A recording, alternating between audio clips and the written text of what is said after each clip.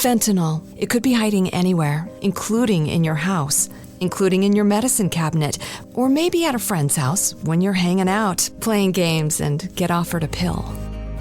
Don't take chances. If a drug didn't come from a pharmacy directly to you, you can find fentanyl using a simple strip you can pick up at your local pharmacy. Don't take it until you test it, because fentanyl can be hiding anywhere. Brought to you by the Georgia Department of Behavioral Health and Mental Disabilities. If you're a maintenance supervisor for a commercial property, you've had to deal with everything from leaky faucets to flickering light bulbs. But nothing's worse than that ancient boiler that's lived in the building since the day it was built, 50 years ago. It's enough to make anyone lose their cool. That's where Grainger comes in. With industrial-grade products and dependable fast delivery, Grainger can help with any challenge, from worn-out components to everyday necessities. Call, click Grainger.com, or just stop by. Grainger, for the ones who get it done. If you're a facilities manager at a university, you know students rely on the cafeteria for breakfast, lunch, dinner, and the occasional late-night snack. So when a dishwasher breaks down and dirty plates pile up, the mess hall can turn messy in the blink of an eye. Enter Grainger. With over 1 million industrial-grade products and fast delivery, the product you need now is never far away. So you can turn that dishwasher back into a lean, clean washing machine. Call, click Grainger.com, or just stop by. Grainger, for the ones who get it done. It's the Opperman Report. Join digital forensic investigator and PI Ed Opperman for an in-depth discussion of conspiracy theories, strategy of New World Order resistance, high-profile court cases in the news, and interviews with expert guests and authors on these topics and more. It's the Opperman Report. And now, here is investigator Ed Opperman. Okay, welcome to the Opperman Report. I'm your host, Private Investigator Ed Opperman. I'm the president of Opperman Investigations and Digital Forensic Consulting. You can find my work at emailrevealer.com. We've got a fascinating guest today. We have John Tinker.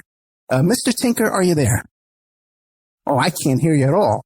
Not hear me? But try to speak up a little bit there. Maybe Danny can turn up your audio too. I'm on a telephone here.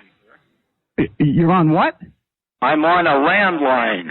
Okay. Hey, Danny, can we try and reconnect that phone call? I can hear you fine. Okay. Why would this be? I can't hear him at all. Okay. Oh, boy. Well, Mr. Tinker, tell the audience, who is John Tinker? Who is John Tinker? Well, most people would know me in association with 1969 Supreme Court case, Tinker v. Des Moines. I was 15 years old and sued the Des Moines public school system on a First Amendment ground. I'm getting quite a bit of echo here, and it's making it hard to form coherent sentences. I can't hear you at all. Okay.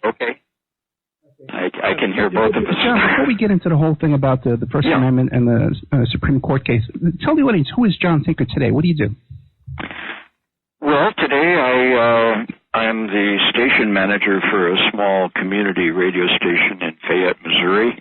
It's located right here in our home, which also is the old public school building. So we have an old public school building here, a beautiful 3-story brick building with an antenna on the top, and we've got software that keeps our radio station on the air and a couple of computer networks. I'm a software guy myself, so that keeps me pretty busy. But I'm also developing a website that I've been working on for about 17 years right now.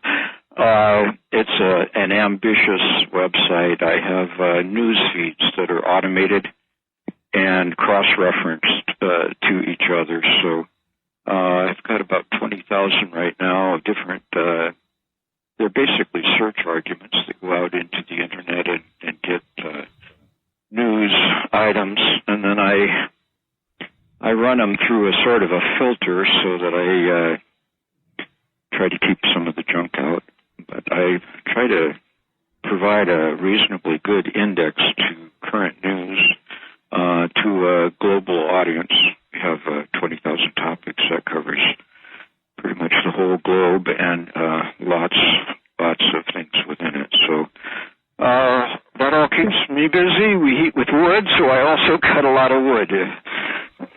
Really want to know how I spend my day. Okay, well, I got a couple of questions for you before we get started. How'd you wind up in a schoolhouse? Well, I always wanted a big building. Now, I tell this story, and sometimes people think I'm kidding a little too much, but when I was a little kid, going to kindergarten, actually, and they took us on a tour of our school building in a little town called Atlantic, Iowa.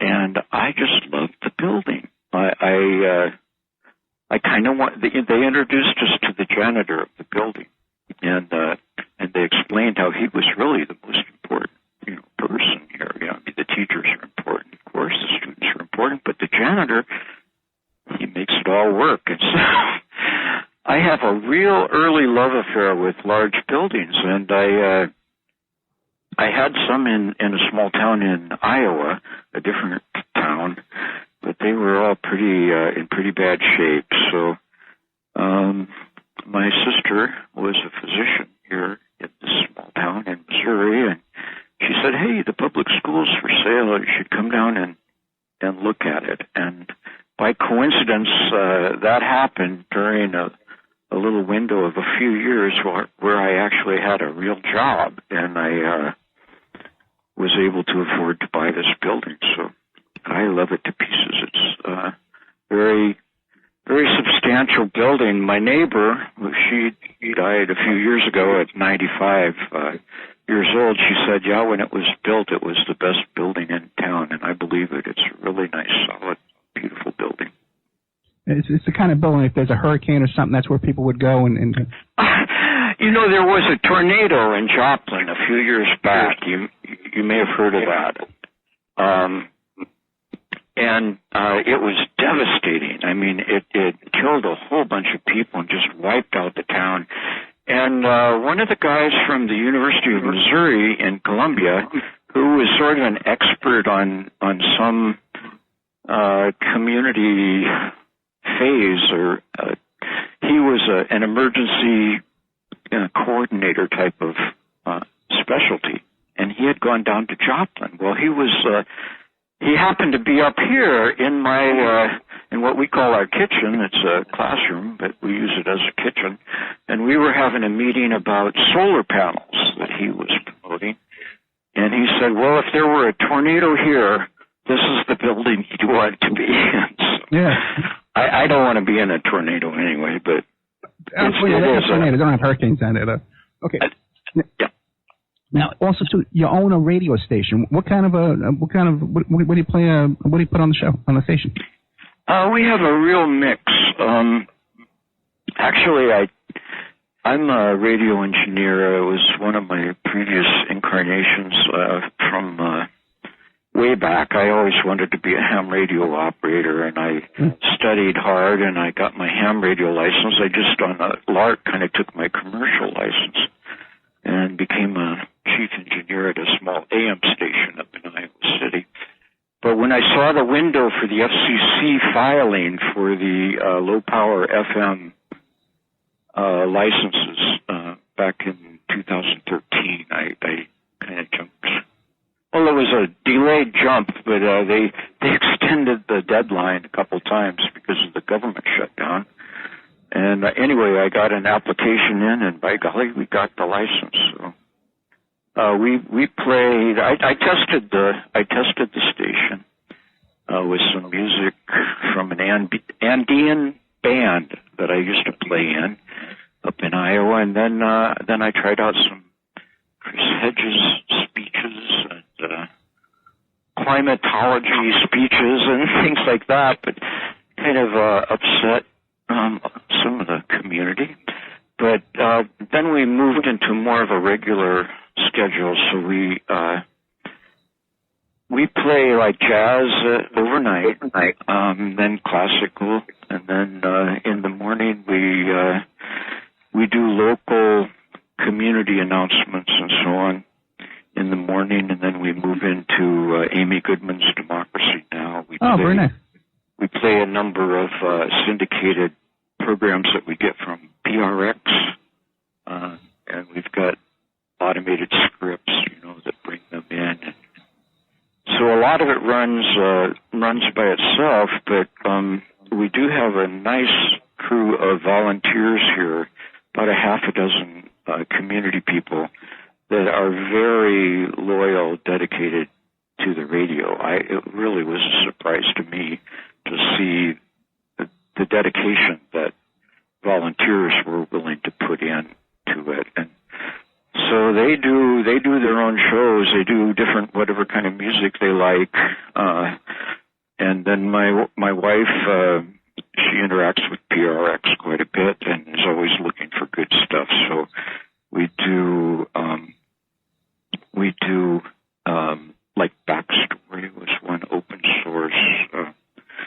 We have a basic.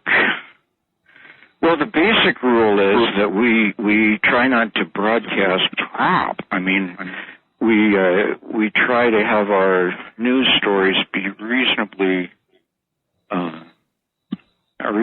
truthful.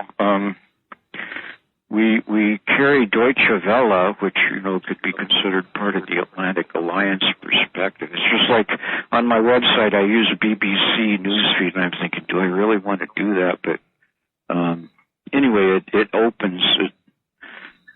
We do carry we carry Democracy Now, so we get that perspective, and then we try to carry a pretty good, basically left progressive point of view. I don't know. We try not to be political explicitly, but I guess it has to do with our own perspective on what makes sense. So is it a commercial station or non-commercial? No, non-commercial. We're nonprofit. Gotcha. We're organized under a 501c3 that we needed one to apply for this license, and it was very fortunate that a local woman here had one already running called International Educational Resources for Rural Missouri. So it was like a perfect fit, really.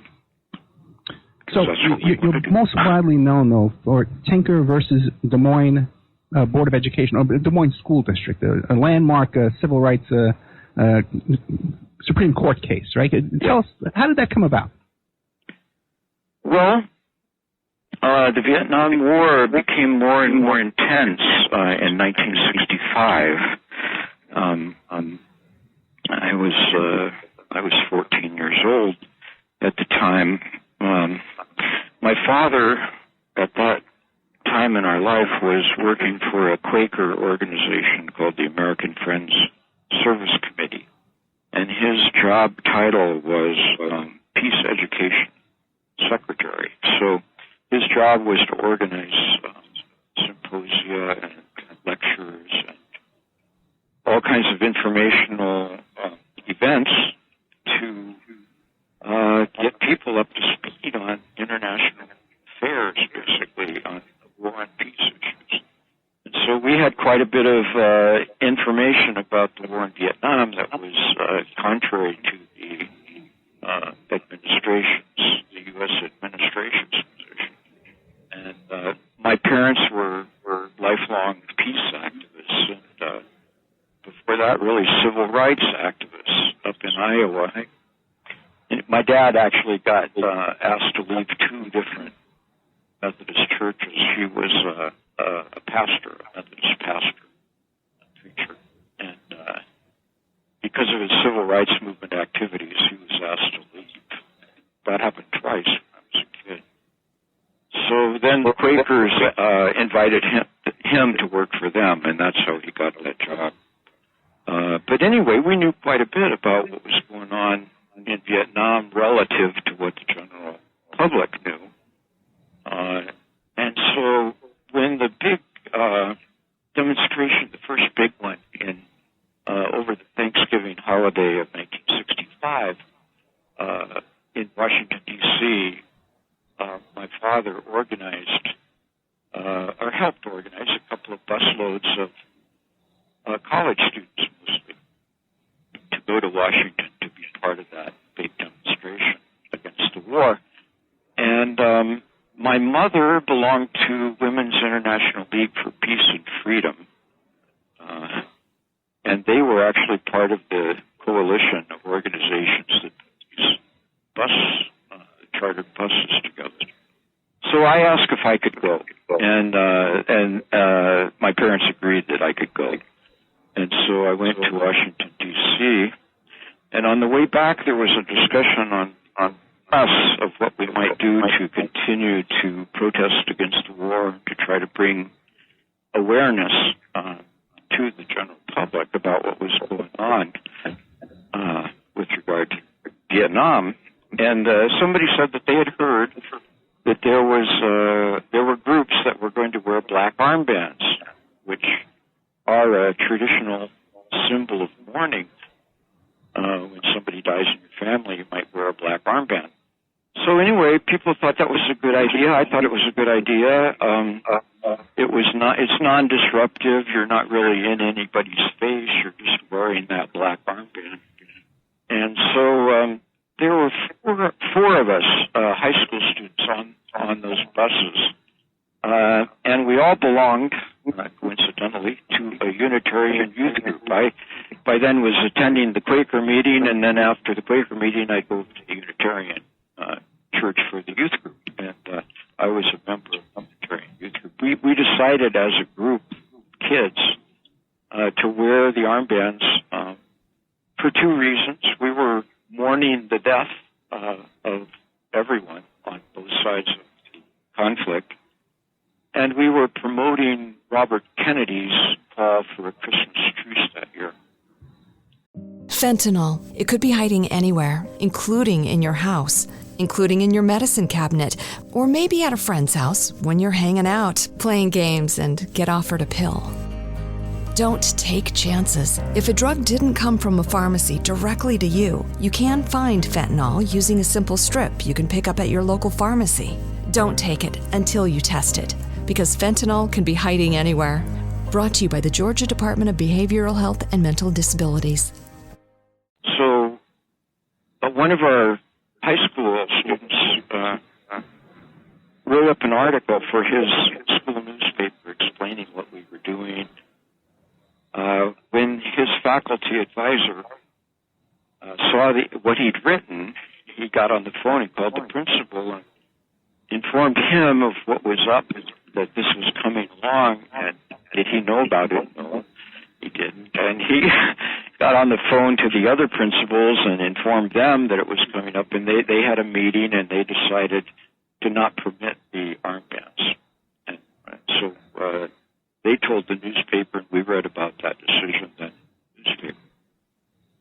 So that was 2 days before we were actually planning to wear them.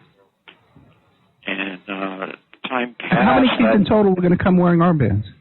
There were going to be about a dozen, but then when, or perhaps a few more, but then when they had the ban was announced, then that dropped to 5. There were only 5. There were a couple of students that wore armbands that didn't have any problems, so they weren't part of the lawsuit.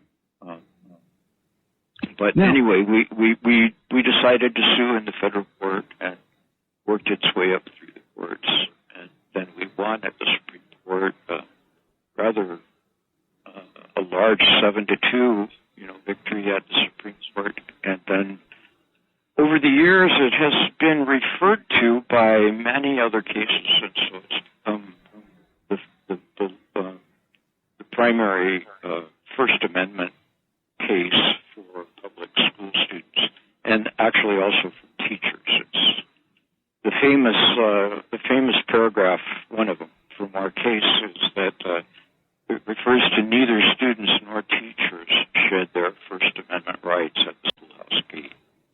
So that's how it turned out. It wasn't we were just opposing the war. That was our intention and our motive. But the years passed, and it's become quite a big deal. It's going to have its 50th anniversary of the decision. Will be next February. Well, let me ask you this. Now, this is 1965, so there wasn't a lot of popular opposition to the war at that time. How was this received by your fellow students? Were they supportive? You know, it's funny because, like my friends, you know, I grew up during the Civil Rights Movement, and my parents were involved in it. So I went to civil rights demonstrations, and I was called the N-word lover at school. I mean, I was really bullied over that. I kind of grew up with those expectations in a way. I forget where we were going with that.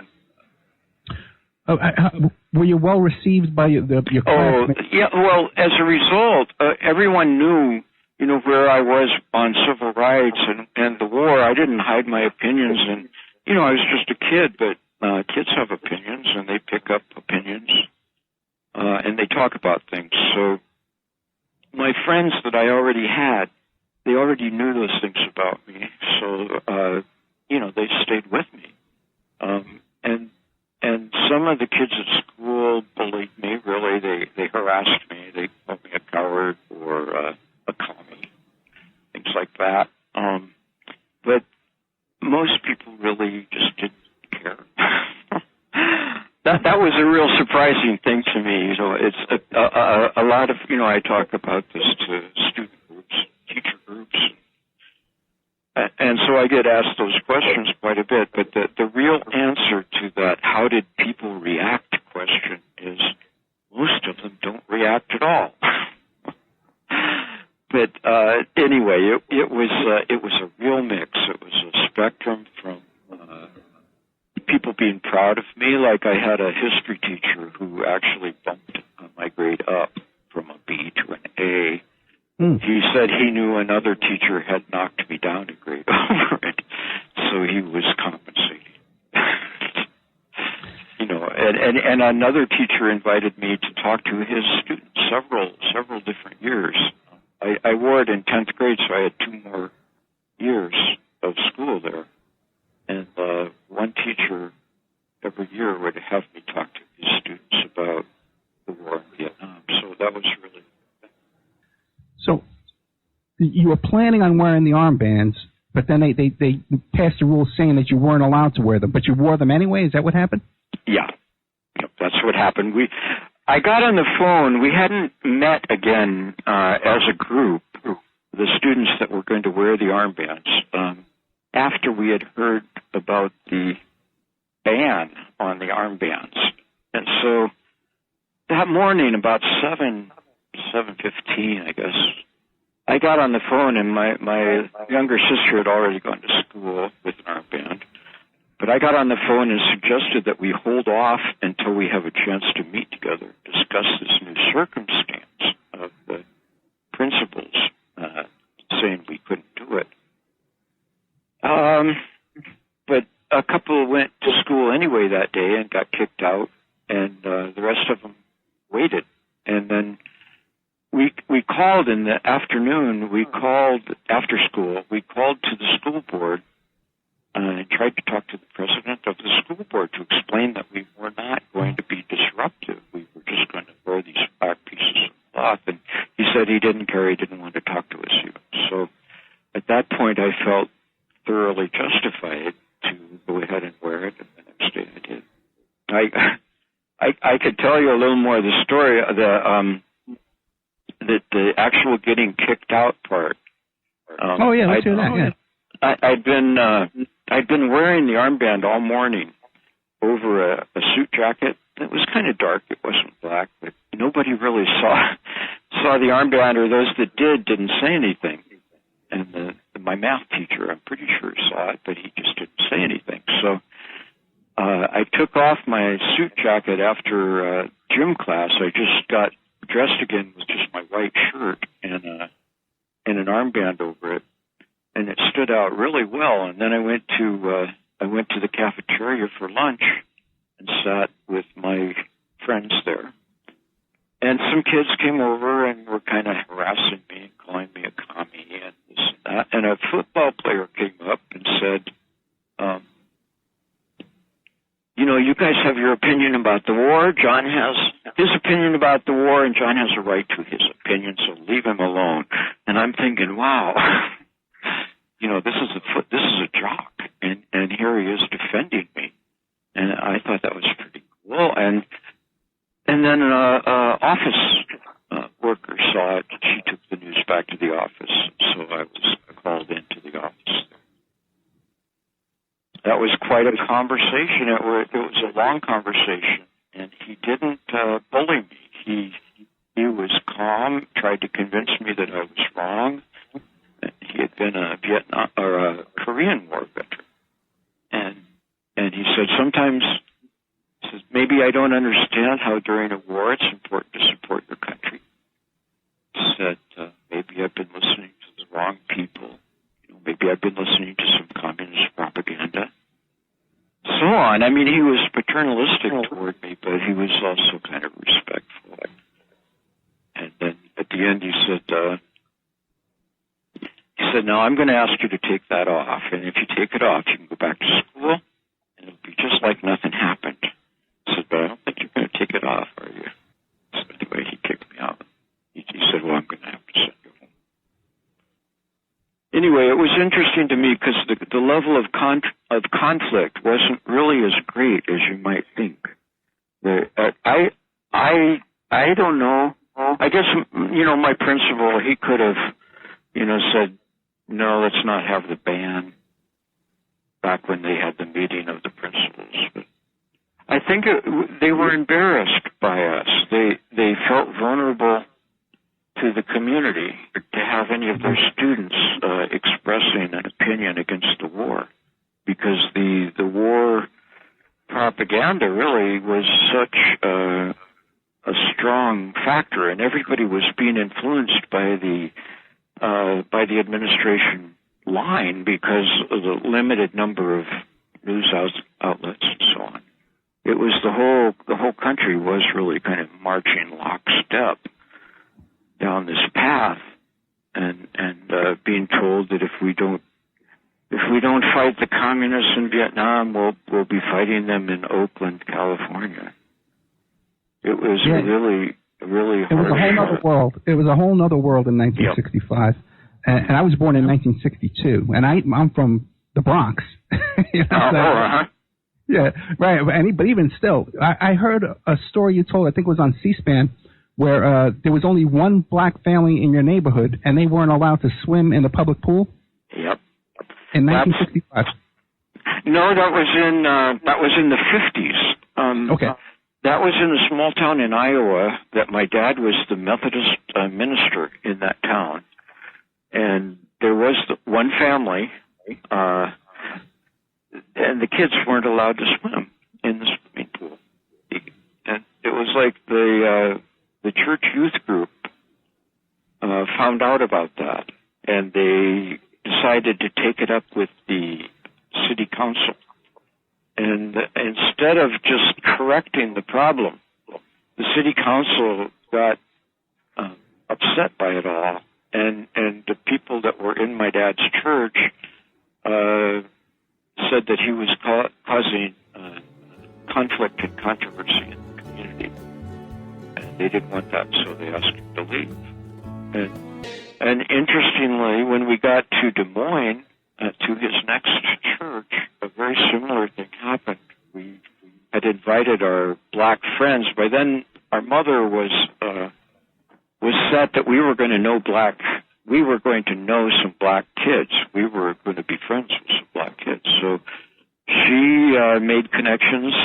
She made friends in the black community, and her friends that had kids became our friends. And so we invited them to go to church with us, and the same kind of thing. They didn't want black people in the church, so they asked our dad to leave again. It just broke his heart. It really did. He thought he was of the Christian school of thought called the social gospel. His thinking was that if you could just get people to understand that we're all part of humanity, then we could make a peaceful world. And that's what he was expecting would happen. But instead he was getting kicked out of church. And so anyway, that's when the Quakers, who have a long history of taking dissident positions, they asked him. They were very happy to have someone who had been involved in the civil rights movement. So at that point, we started attending the Quaker meeting, and that was very enriching to our experience, too. It's fascinating because, you know, I tell my audience that I'm a socialist, you know, and I'm also a Christian. I'm a born-again Christian. And to some people, it makes their head explode. They just can't get the concept. You know, it's like, what? That's impossible. Just watch their head explode. Now, I have a quick question for you. Now, you've been influenced a great deal by your parents, what they've instilled in you, their morals and their beliefs. How about your brothers and sisters? Did any of them lose their path and vote for Trump or anything like that? Or are they still... no, not really. Our older brother, the firstborn, like when we were growing up and we were turning into hippies, he was kind of turning into a cowboy. So, he's very blue collar and very competent heating and air conditioning technician, self-employed. But his politics are mainstream Democratic Party. So, our big argument was over Hillary Clinton, you know, and he was insisting that we must support Hillary Clinton. I was insisting that no, not necessarily. Anyway, no, most of us, I would say, I honestly, you know, it's like, well, how much of it is your parents' influence, and how much was it that your parents just had it right? You know, I mean, that's really how I kind of view it, and I've never really. It all just made so much sense. The world. Fentanyl. It could be hiding anywhere, including in your house, including in your medicine cabinet, or maybe at a friend's house when you're hanging out, playing games, and get offered a pill. Don't take chances. If a drug didn't come from a pharmacy directly to you, you can find fentanyl using a simple strip you can pick up at your local pharmacy. Don't take it until you test it, because fentanyl can be hiding anywhere. Brought to you by the Georgia Department of Behavioral Health and Mental Disabilities. View that I got from them made so much sense that I still have it. It's like I still see things in roughly the same way. Now, how did it come about that the ACLU heard about your situation there? Well, we got a call from a guy named what's his first name, Kunstler. Oh, really? William Kunstler? Yeah, William Kunstler called us right up, and he said he would be our lawyer, pro bono, because he thought we had a First Amendment case. And so my parents asked around to the people they knew, who is William Kunstler? And they said, no, don't use him. He's too radical.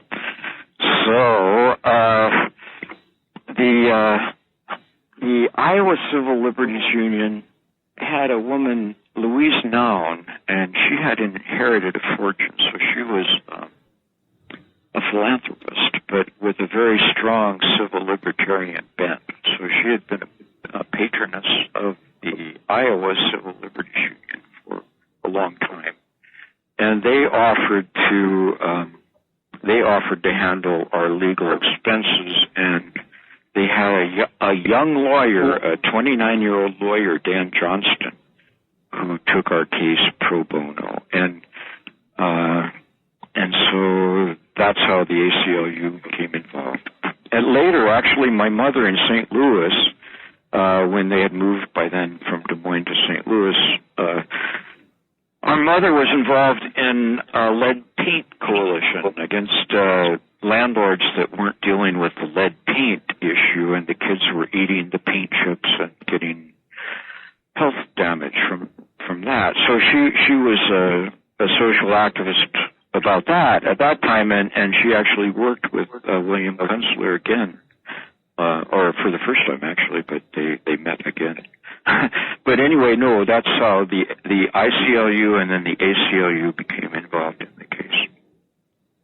Yeah, I met Kunstler a few times because, like I said, I'm from New York, and I was with the Yippies in New York, Youth International Party, and he was the Yippie lawyer for the Yippies down there. Well, now, since you brought it up, I was at a rally during the Chicago 7 or 8 trial, okay. And Abby Hoffman had come down to St. Louis.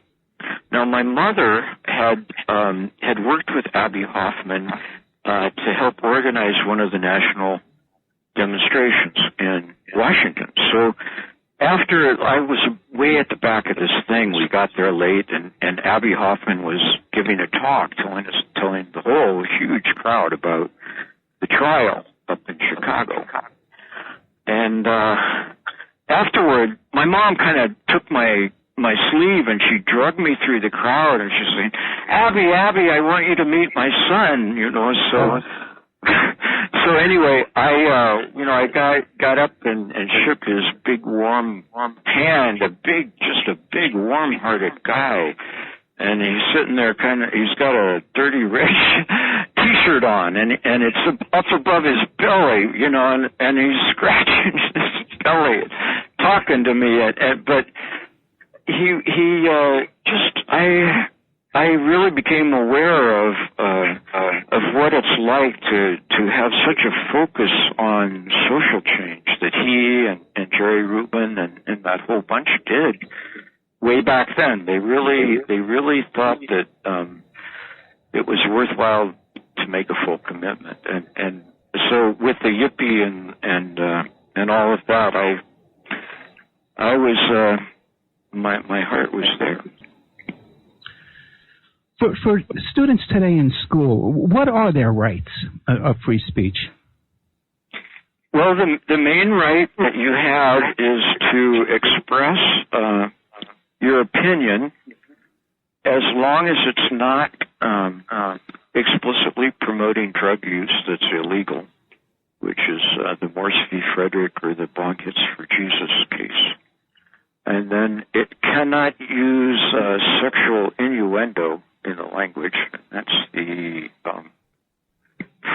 Bethel v. Fraser case.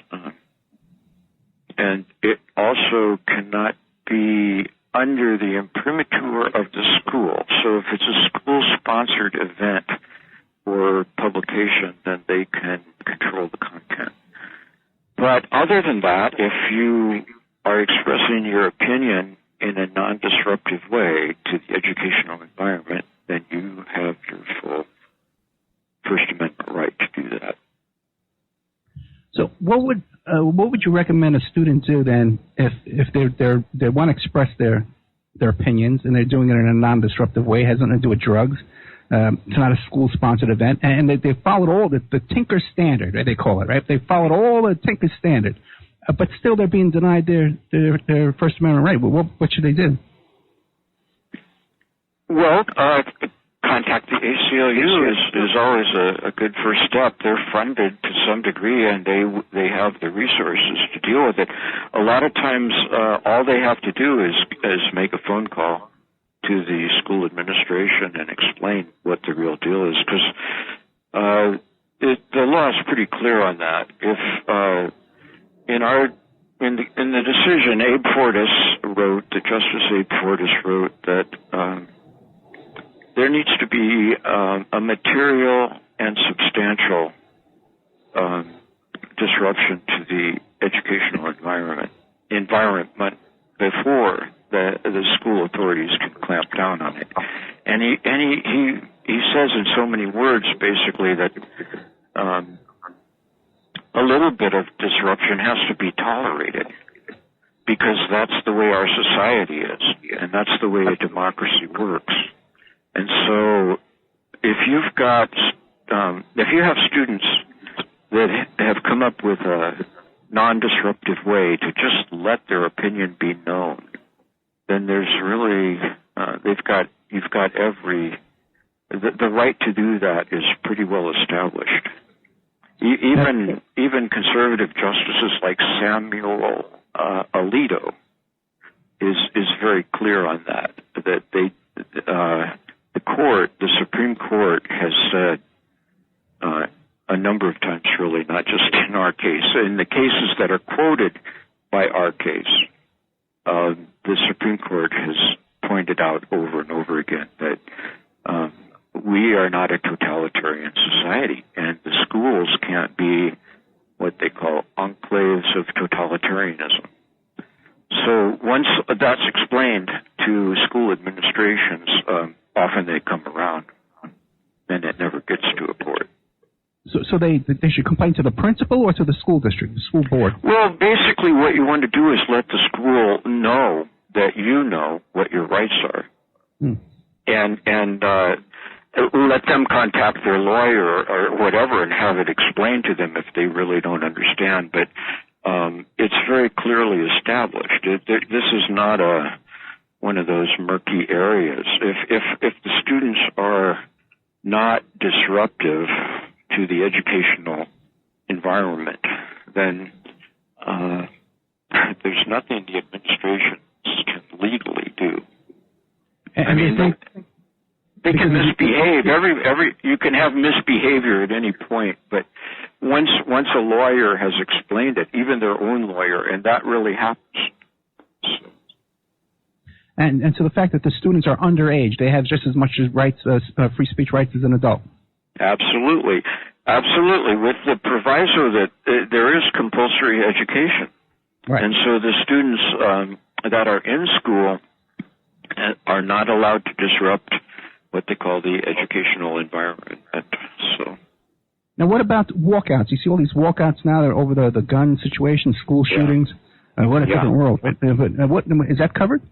No, in fact, that would be the school board would use our case probably to argue their side, because our case establishes the right to express your opinion in a way that doesn't disrupt the educational environment. And it's the special circumstances of the school. The walkout is disruptive to the educational environment. So the walkout, I wouldn't say don't do it. Don't get me wrong here. I'm not saying don't do it. But be prepared to that if the administration of your school is really being, insert your ugly word here. Okay. If they are really can't understand why students could be especially concerned about this sort of thing, and the gun violence, especially down where you are, where you just had that horrific event. I mean, if the administrator, I saw an administrator in Texas had said that he was going to suspend students who walked out. But I mean, all administrators are not nasty people, and some of them just are unenlightened. I'll give them that. He might be a nice guy that just hasn't quite got it yet. That everything is not always about following those old rules. Sometimes new things happen, and you kind of have to make exceptions. And when you have a whole bunch of school kids getting killed, that's worth an exception. And there are a lot of school administrators that are going with that and are going to be with their kids, and they're going to walk to the state legislature or whatever it is. Yeah, my daughter is in the middle right now of negotiating with the principal about a walkout that they're planning. Now, is there a website or something they can point to? Wikipedia? Would they look up a Tinker standard and show them that? If you, well, for instance, on my own website of all of these thousands of news feeds, I do have one on Tinker v. Des Moines. So, if you go, there's a shortcut to it.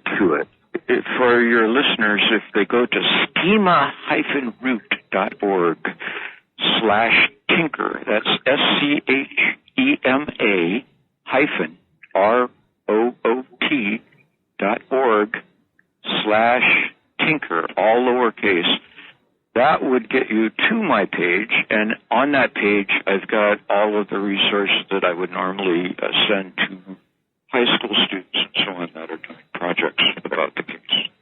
So it's kind of a collection point. I guess I have some dead links that I need to deal with there, but most of them are good. And it also has a current news feed. And so from that news feed, there are stories that refer to the case basically nearly every day. And in those stories, you'll have different reporters, or sometimes the ACLU, or the Student Press Law Center, or somebody else will be explaining something. And so you can get the essence of the case actually just by reading the news feed. Or you can read the case, the decision directly.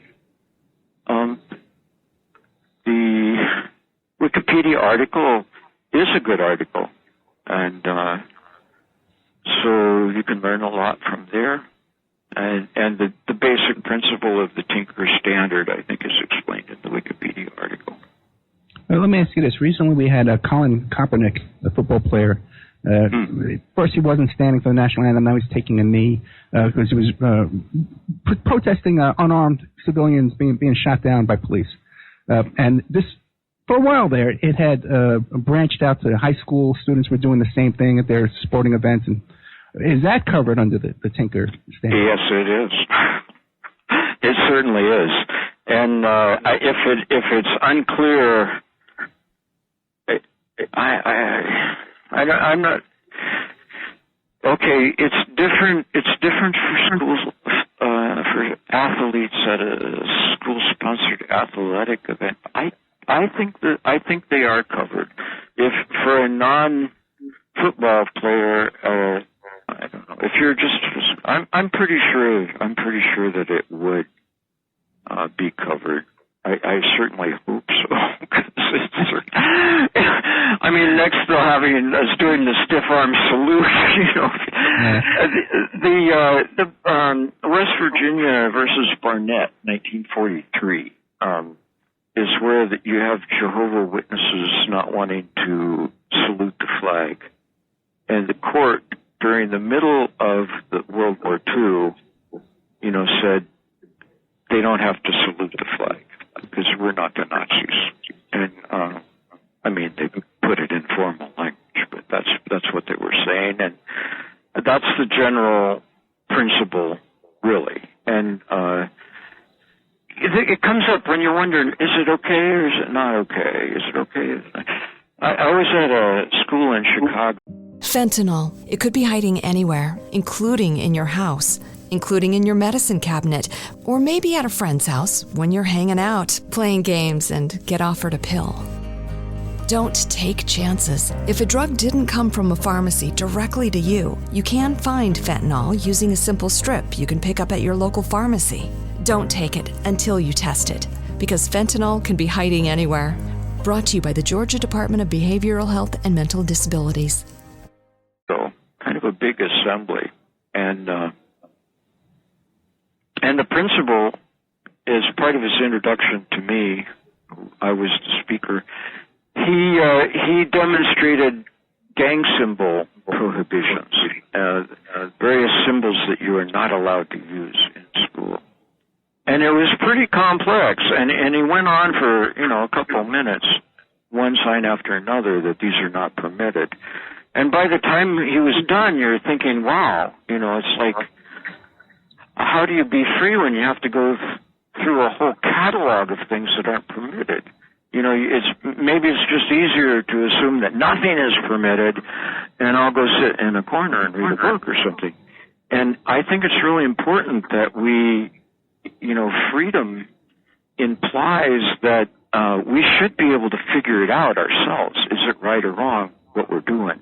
Are we really offending against some principle here? Are we offending someone else's right by doing this? Are we damaging, harming? Is there anything? We should be able to figure it out. And if somebody is taking a knee and the next person says, no, you can't do that, you know, you wonder, you know, can't you figure that out? It's like, my view is that we need to learn to figure it out on our own, somewhat, and not be led around by like a bull with a nose ring, you know? It's like we should be able to have some kind of a moral, ethical perspective and some sense of what the general rule is here. Don't hurt other people, and so on. Yeah, you would think so. You would think so, you know? It sounds so simple. We could go on about that forever, you know? Even, I don't even want to get into it, but what about in a school, you can't wear gang jackets, right? Or you know, gang signs or gang colors. That's prohibited, isn't it? Yeah, they can prohibit that. How can they? Because isn't that freedom of speech too as well? Well, because freedom of speech is like, there's different kinds of speech. And like just to set, you know, extremes, you can't say, you can't shout fire in a crowded theater. So that establishes the principle that all speech is not necessarily protected. And you can't go into a bank and say your money or your life and claim that that's the speech there is instrumental. It's something else. Now the gang, what's a gang? You know, is a gang necessarily a group? Maybe not, but maybe so. And I don't know. I'm not trying to say what should be really, but it's more trying to understand how people are afraid of certain things. In terms of gang colors, it's going to come up more likely, like gang colors do come up in cities especially, but the Confederate flag or the swastika, something. And I think what it's going to come to is that they're going to, like the hate speech, the whole hate speech thing. It's like there's a borderline where expressing an idea, actually just in a kind of a non-threatening way, to express an idea and say, even an abhorrent idea, even a really horrible idea, but if you can kind of say it in a neutral tone and it's not taken a direct threat or something like that. But when you go into hate speech and you start shouting names at each other and so on, it's kind of coming closer to assault. And especially in a school environment, you can't do that. Like, in a sense, like, okay, 50 years ago we did this black armband thing, and it still stands. And partly that's because of the non-disruptive nature, and partly it's because there was no question that it was what they call pure speech. It was an idea that we. And so those are going to be more protected. When it veers off into disruptive, assaultive speech, then I think there starts. I mean, first obligation of human being is to be a decent person. I really think, and a lot of hate speech should be filtered out a little bit before it actually occurs. That's in a better world, I guess. Yeah, but we have to allow it because otherwise, we have to allow unpopular speech because in 1965 or 1955, it was popular not to allow those blacks to swim in the swimming pool. You know, no, you're stating one of the primary principles of free speech. It's like free speech is when you have free speech for the idea that you hate. Right. That's free speech. No, that's totally true. That's totally true. And I'm not talking about that. I'm talking about speech that becomes like an assault, right? Or when you're inciting that kind of speech. It's like if you start shouting kill and then fill in the blank, some minority, or maybe not the minority. But if you start exhorting people to do violent things, it becomes more than just the expression of an idea. It becomes an attack. And the law, somebody said that the Constitution is not a suicide pact. Well, written law itself is not a suicide pact. And there are first principles, I would say, regarding your right to defend yourself, so on.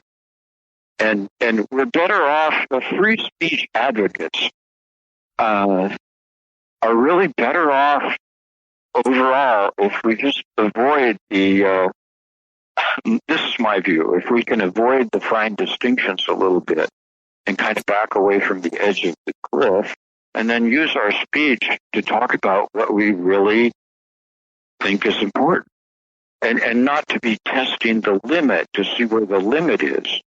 But do the right thing, and then defend your right to do the right thing. Be clear on what you're thinking and what you want to do. And then once you're clear that it's right for you to do it. And the law may or may not agree with you, but that shouldn't affect too much whether you decide to do it or not. John Tucker, we're out of time. How can people find you? And again, tell them about your website there. Well, that's probably the best way. If they go to that homepage on schema-root.org, and there's a contact us link, and that's me. It's editor@schema-root.org is my email address, and I welcome email from anyone. Even if you hate what I said, just tell me that. And if you're reasonable, I'll discuss it with you. Ed, thank you very much for inviting me. Okay, then we had John Tinker, who was the guy behind. This is the guy that went to the Supreme Court and got free speech for our kids in school. It's called the Tinker Standard. And you could find him. What is this website here? You couldn't hear him at all there. That music was coming up. The audio on that thing was horrible. I don't know what we're going to do. Call John Tinker. Schema-root.org. And that's spelled SCHEMA-root.org. And this has all kinds of stuff and all kinds of links to different kinds of news, RSS feeds, I suppose it is. And he's got a radio station down in Missouri and a national hero that put his butt on the line, went all the way to the Supreme Court and stood up for his principles there. And it is 50 years later. And we have him to thank for this kind of stuff. I like to bring that kind of stuff here.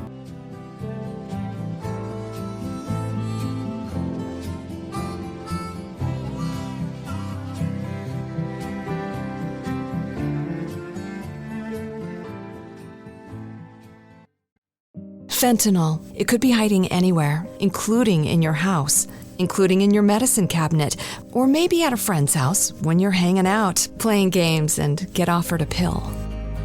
Don't take chances. If a drug didn't come from a pharmacy directly to you, you can find fentanyl using a simple strip you can pick up at your local pharmacy. Don't take it until you test it, because fentanyl can be hiding anywhere. Brought to you by the Georgia Department of Behavioral Health and Mental Disabilities.